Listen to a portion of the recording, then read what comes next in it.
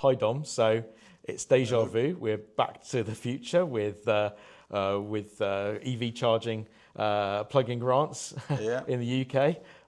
It's good to talk to you here as the head of Transport and Climate Group about this to get your take. yeah. Thanks, Luke. Certainly back to the future for you. I know you were in the first round back in Yeah, the days as head of government affairs at Jaguar Land Rover, involved in the grants yeah, and working with government then. yeah. 15 years ago now, which is Yeah, pretty crazy. So why do you think it's needed? yeah. Well, UK is doing really well comparatively in terms of EV uptake. You know, 1 in 5 new cars in the UK is now fully electric. It's not hybrids, fully electric. That's leading not only in Europe but globally. But upfront cost of electric vehicles is still a challenge. If we're going to get them really like up to market penetration, up to really high uptake, we need to tackle the upfront cost, and this is a really important way to do that.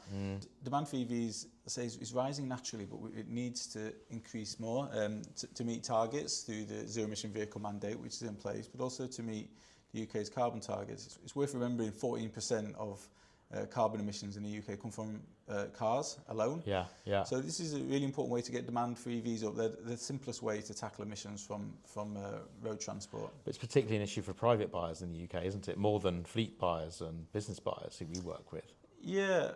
So we've EV100 been working with some of the largest fleets in the country for nearly 10 years now, and they've really been leading this transition in terms of EV uptake, investing really heavily. They're seeing the business case for them, but as you said, that's not always the case for private consumers as well. So this grant's going to play a really important role for individuals to help them to consider going electric. Yeah, I think the thing I've seen over the years is because private buyers look more at the upfront cost, whereas if you're to have a fleet car, you're just looking at the monthly cost basically, probably over 3 years. Yeah. And it's a lot easier then to kind of balance, what's the car cost and what's the petrol cost.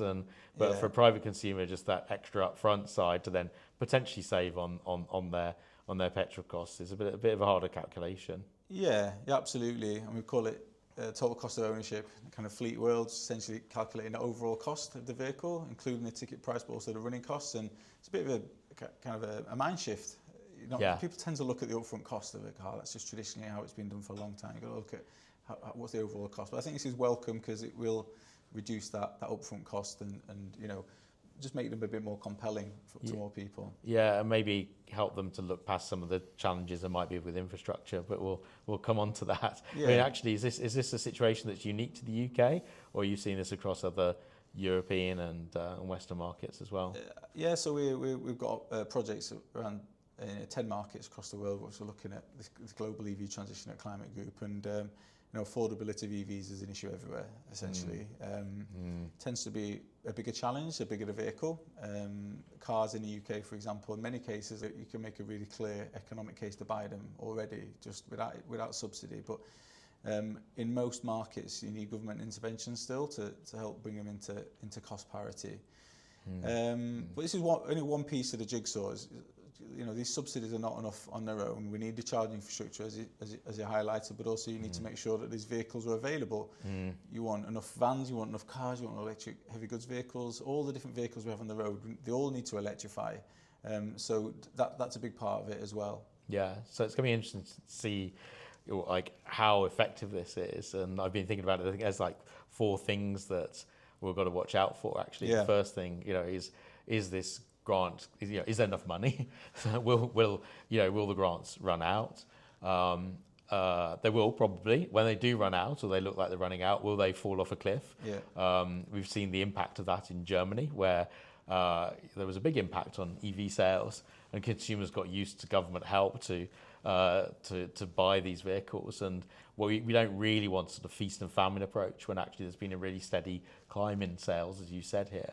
I think the third thing is, is government going to direct this towards private buyers, or will it be available for business buyers as well? But will they get the tax incentives if they utilise the grants? How do you structure that? That's going to be one thing to watch out for. And then fourthly, I think and this is going to be the real kind of bugbear if it goes wrong, which is will the money actually reach the consumer? Because SMMT has made a big thing that OEMs have been subsidizing electric vehicles to meet their targets. You and I are a bit skeptical about some of those figures, but we do know the auto sector is in a bit of a bind at the moment. Manufacturing's low in the UK, gone down to back to the levels of the 1950s. There's tariffs in the US market, which is really critical. So, will this be kind of a subsidy to the auto sector, or will consumers still see those incentives and just get a bit of extra help, to lift up the numbers? If it goes wrong, actually, there'll be egg on the face for the auto sector and the government. So it's in both their interest to try and work this out. But there's going to be some pretty high politics going on about all these criteria going at the moment. Yeah, I totally agree. And this is about our industrial strategy as well, isn't it? It's about the future of the automotive sector. So fleets want these vehicles. They want electric vehicles. They want more of them. Consumers demand is spiking as well. But there is tensions. I mean, it's hard. Let's acknowledge the difficulty for the automotive sector to shift to EV manufacture. So, I mean, that's one of the areas of. You're back on looking at the grants before. One of the major differences now is the link to the automotive sector, which you were part of previously, and also sustainability criteria. I wondered if you just share your thoughts on those elements and their significance. Yeah, I mean, clearly, if you read it up front, these criteria about the carbon intensity of the manufacturing for the vehicles, and also most critically for the batteries, which are a big part, obviously, of electric vehicles and quite energy intensive in the manufacturing. But it is, I think, also the government structuring these in a way that it's trying to provide a bigger incentive to manufacturing of EVs in the UK. The UK has actually got a pretty clean electricity grid now, and it's cleaning up even faster over the coming few years. Also, Europe is relatively clean as well, and then the UK auto industry also supplies Europe through the supply chain. And of course, it's conscious of big markets like China, where you're seeing imports of very cheap vehicles. And also, actually, I think it's really interesting for markets like Korea and Japan, where those electricity grids have not been decarbonising at the rate of, say, European markets. And we know our members have been saying in our RE100 programme that's a big vulnerability to those export markets. And through things like this or carbon border adjustment mechanisms, we've seen France undertake a similar approach as well. So I think it's probably some sensible realpolitik from the government's point of view to try and provide an incentive for where manufacturing is both cleaner and more likely to be domestic as well. But of course, they'll be very happy if Chinese automotive companies and others come and build their factories here and build their batteries and assemble their batteries in the UK as well. But beyond kind of the manufacturers and consumers, what are some of the biggest things you're seeing for business? There's a couple of big announcements for business in there, isn't there? There is, and I mean, a lot of attention's grabbed by this big grant scheme, but there's a couple of other really interesting things announced as part of the report. One element is this pavement gullies. Which sounds a bit dry, but it's really important. It's been talked about for a long time by our members. Essentially, it provides a gully along the pavement for the charging infrastructures to run. It doesn't provide a trip hazard, and it allows people to charge when they don't have off-street parking. This is really important for a lot of companies who take their vans home at night, or the drivers take their vans home at night, but also people who, often less wealthy people, don't have driveways. So this is an equity issue. It allows people to charge at home if you live in a terraced house or you don't have off-street parking. So that's a really welcome part. So another element was around depot charging.